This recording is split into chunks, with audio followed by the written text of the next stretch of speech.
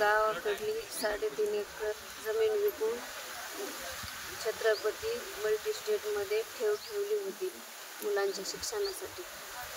आणि मुलांना क्लासेस लावण्याच्या वेळेस आम्ही वारंवार 2 वर्षापासून मागण्यासाठी जात होतो, तर त्यांनी 15 दिवसाची 20 दिवसाची तारीख देऊन 2 वर्ष लावले। त्यांनी काय मुलांच्या शिक्षणासाठी पैसे दिलेच नाही। तर त्या त्रासाला कंटाळून माझ्या पतीने छत्रपती मल्टीस्टेट समोर गळफास लावून बँकेसमोर गळफास लावून आत्महत्या केली।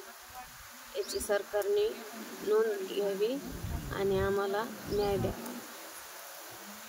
ते आमचे शेतीचे पैसे होते, ते पप्पांनी शेती विकून बँक मध्ये टाकले होते 2021 या वर्षी, आणि अजून पण त्यांनी वापस नाही दिलेले। पप्पांनी त्यांना पूर्वसूचना केलेली की आता खरंच खूप झालं सर, प्लीज आमचे पैसे वापस करा। माझं ऍडमिशन त्यासाठी थांबलं होतं, आणि ही वेळ अजून कोणावर येऊ नये यासाठी संतोष नाना भंडारी यांच्यावर कारवाई करावी शासनाने, हीच माझी मागणी आहे। कारण त्यांच्यामुळे आज आमच्या पप्पाचा हात आमच्यावरून गेला। आज कुणी नाही आम्हाला बघणार, ना शेती आहे ना पैसा आहे, काहीच नाहीये। आणि माझ्या आईकडे मला पाऊस सुद्धा वाटत नाहीये।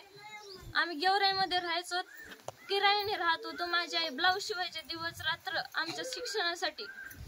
आम्हाला 5वी पासून पप्पांनी तिकडं शिक्षणाचं महत्त्व माहिती होतं, त्यामुळे आम्हाला एक टाउनच्या ठिकाणी आम्हाला शिकवायला टाकलं होतं। मला 8वीला CBSE शाळेत शिकवलं पप्पांनी, आणि मी पूर्ण मेहनत केली।